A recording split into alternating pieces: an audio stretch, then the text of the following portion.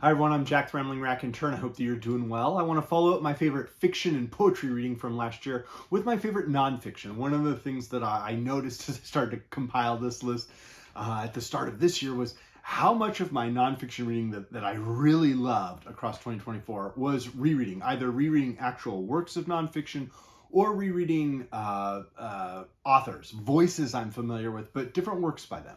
And so that really did dominate my favorite nonfiction, and I just want to share some of these. So the first up is the Blue Octavo Notebooks by Franz Kafka, and this is a collection that's a little bit separate from his diaries. His diaries with the massive new translation that's really quite fantastic by Ross Benjamin. This is overwhelming and brilliant, and I'm deeply immersed in Kafka's diaries. But the Blue Octavo Notebooks contain some of his best aphorisms, little miniature fragments, tiny fragments of stories, ideas that parallel what was going on in the diaries, but are not necessarily fully fleshed out. They're more biting and incisive. And that's in some ways the best of Kafka, the way that he can conjure a truth in a kernel, and part of why he can be such a memorable writer from the 20th century.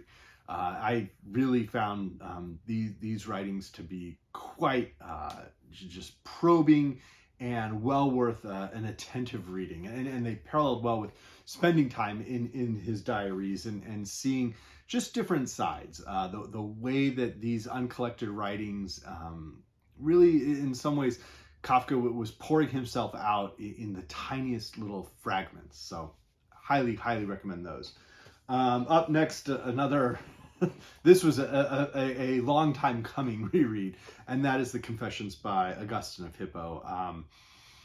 Augustine has plenty to recommend him as a thinker. He has plenty that in the 21st century we look at very strangely at or condemn, but there is something about a person who's willing to pour himself out and look at himself very firmly in the mirror from a very specific vantage point, a very specific perspective, as someone who believes that he has now been firmly saved, that his life is better as a Christian than it ever was, and to examine his life from that mindset. It's something that dominates much of 21st century fiction. It is auto fiction now that people are reading, and the Confessions by Augustine are in some sense prefiguring all of that. I don't know that we have a lot of those these current and modern streams in fiction without the type of confessional writing that Augustine wrote. And there are some very, very incredible passages in here that, again, point the way towards other things he was going to do, as the Kafka's notebooks do. There are ideas in here that Augustine would go on to write entire multi-volume works on, such as the Trinity, that he just sort of gives a kernel of what his idea is and a quick sort of abstract on that. And so this is a very powerful work, a dominant work in thought, even for someone who does not agree with Augustine. I think it can be a rewarding reading. This translation is from Henry Chadwick. I thought it was very readable. There's another one I've seen that I think Penguin published that looks interesting. I think it's a little more recent, but this was a very, very worthwhile book to reread and spend time with. In that vein, around the same time, I reread The Prince by Machiavelli, in part because there was this board game that's recent called Pax Renaissance that's absolutely fantastic. So I found myself thinking within the Renaissance and rereading The Prince. This translation from Peter Bondinella and Mark Musa is very, very good, very readable. It really captures the fluid nature of Machiavelli's thinking, and the way that he's distilled it in The Prince, in a way that he then expands in the discourses to fascinating details. So that might be in my reading for this year. But The Prince was good to get into, and it accompanied this book that I've never heard anybody talk about. This book, I've never heard anybody talk about this writer. It's Lions and Foxes, Men and Ideas of the Italian Renaissance, and it's by Sidney Alexander. It was published in the 1970s. And there's really this conversational style to it. It's almost as if it's a series of lectures, but very intimate lectures where it's someone who's very knowledgeable talking in a very conversational tone about the Renaissance, about individuals, about trends, about architectural trends, political and social trends, economic trends, individuals to a large degree. Certainly there are individuals who dominate this book, but also he examines ideas unique to the Italian Renaissance. He says, okay, Alexander looks and says, okay, there are other things going on. There are things going on in the Northern Renaissance or the English Renaissance, and there are things happening in Eastern Europe or in Western Asia or North Africa that affect what's going on. But fundamentally, he's fascinated by the Italian Renaissance, and specifically Florence to a large degree. He examines the popes of the era, Da Vinci, Michelangelo. There are so many different individuals who come in, one of those being, of course, Machiavelli. And so this, I was shocked at how readable this was, especially for a work from the 1970s. If you ever can find a copy or your library has a copy, take a chance on this one. This was well worth reading. This was discarded by my high school library, so that's how I found that one. A work that was also new to me, though the author was not, was Patrimony by Philip Roth. And this is a nonfiction work in which he details the final months of his father's life, and how his father, Herman, was retired but started to have some health issues, and then they had diagnosed what seemed to be a brain tumor, and how Roth and his then partner, Claire Bloom, really spent time trying to figure out what was going on with Roth's father, help take care of him. Roth reminisces on what it meant when his mother had died earlier, a few years earlier, and how that had affected his father, and how he is going to drive to help his father, and he ends up sort of making a wrong turn and then driving right by the cemetery where his mother is buried, and just spending time there and what that meant. There is, as with Roth, his raw, unfiltered voice dominates, but there's something humble about this book that doesn't always come through in his fiction. He is not using Nathan Zuckerman as this mouthpiece to filter his ideas, or he's not trying to be overtly provocative the way he can be in Portnoy's Complaint or Sabbath's Theater. He really is just getting at this core of what it means to be his father's son, and his to a larger degree his parents' son. What it means to care for his father, and to see his father ill, and to a certain extent becoming helpless, and what that does to their relationship. There's aspects of it that are truly heartbreaking. There's aspects of it where I think Roth is perhaps at the noblest he ever was in his life. Apart from maybe trying to work with oppressed and suppressed writers in behind the Iron Curtain, as he had acquired more fame. There's really something poignant and true in Patrimony that if you've read Philip Roth and you're not a fan, or you find his fiction to be overly narcissistic or onanistic or something, Patrimony might be a breath of fresh air. Of course, be careful depending on your own life situation and your health, the health of your loved ones, because it will cut close to the bone. He's pulls no punches, as he pretty much never does. So Patrimony was a very good book to read. And then that followed, of course, as I was reading his fiction novel, The Ghostwriter, I ended up rereading The Diary of a Young Girl by Anne Frank.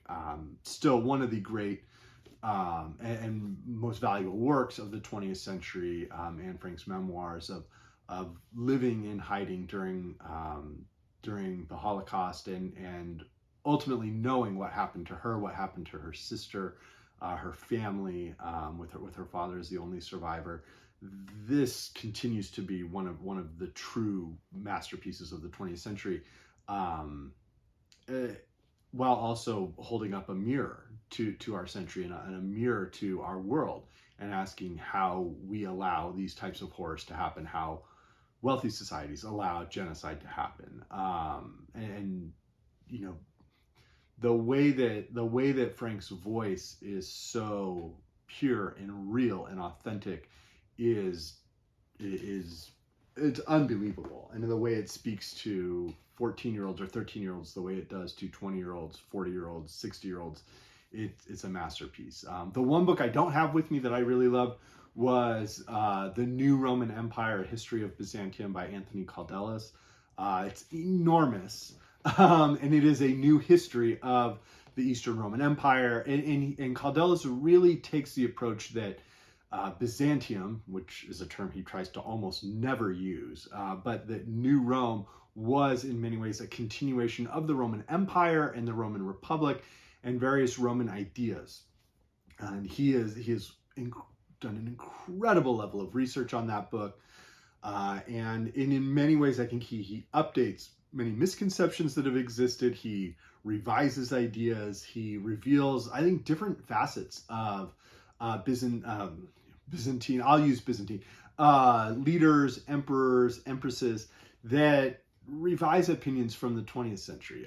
It's enormous. It's probably pretty expensive, but if you can get a copy from the library, as I did, it's a wonderful work of scholarship, and it's very, very readable. You will learn an immense amount, even if you've read John Julius Norwich's 3-volume History of Byzantium or other works. Caldelas is definitely updating those ideas. So I would highly encourage folks who are interested to read that. Maybe that might not be the best first pass at Byzantine history. The single volume abridgment of John Julius Norwich's work, A Short History of Byzantium, is still probably a better introduction. But if you're familiar with it, or you're really interested in and know that you're interested in that period and you want to learn, The New Roman Empire by Caldelas is a fantastic read. And then two last ones. One was the later essays by David Foster Wallace, Consider the Lobster. I had read a couple of these before, but rereading these, it's incredible how prescient and unfortunately how significant some of these essays still are. The way that Wallace examines the rise of talk radio and the way that it's dominated by untruth, like outright lies and emotional appeals that towards anger, specifically fear and anger, not emotional appeals towards love and hope. The way that he examines the campaign of John McCain in 2000 against George Bush for a nomination, a campaign McCain loses. The way that he plays with language in the exploration of an American usage, like a language work of nonfiction. There's plenty in this work that is really quite interesting. His examination of biographies of Dostoevsky and how that makes him want to reread Dostoevsky. And it's just that this is a side of Wallace that is less, I don't want to say less clever, but less smirking. And it paired really well with reading The Pale King, which blew me away. And so this was really enjoyable as well. And then finally, the work that I've closed the year out with, and this was a reread for me, but the translation was new, and the translation specifically was outstanding. I want to record a longer video on this work because it just absolutely knocked me off my feet. And that's The Consolation of Philosophy by Boethius. This translation is by Joel C. Relihan, and he really does a nice job of showing the poems that Boethius had written within the longer work as a whole, and translating them as prose sections and meter sections within the 5 different books. And this is a work from the 6th century. It really follows Augustine's Confessions quite well, and it takes the form of a dialogue for Boethius with philosophy, in which philosophy frankly does most of the talking, but this personified philosophy brings up ideas about to Boethius as he's in prison, awaiting in his mind what would ultimately become a certain execution that was absolutely horrifying. But for Boethius to reconcile himself to this fate, but also to the life that he's led, and to sort of examine, like, does he have regrets about this? Are there different things he would have done? Should he be blaming fortune for his misfortune? Or is there some other sensibility that should be governing his thoughts and governing the way that he has lived his life and that he is now facing his death with. Some of the poems are very, very incredible. They reveal a deep reading of lyric poetry from Greece. There are parallels to Virgil and Augustine as well. It is not, as with Augustine, Boethius is Christian in a sense, but there's something to be found in these pages, I think, to anyone. And I really, really love this. I'm sort of in the midst of rereading it to be able to make a video and put together some coherent thoughts about why I appreciated this one so much. But I'll be honest, I had read this years ago in, I think, the Penguin, the old Penguin Classics translation. And I just, maybe it was the time I was reading it, maybe it was the translation itself. It did not jump out at me at all. It was not a text that I connected to. The ideas seemed very opaque.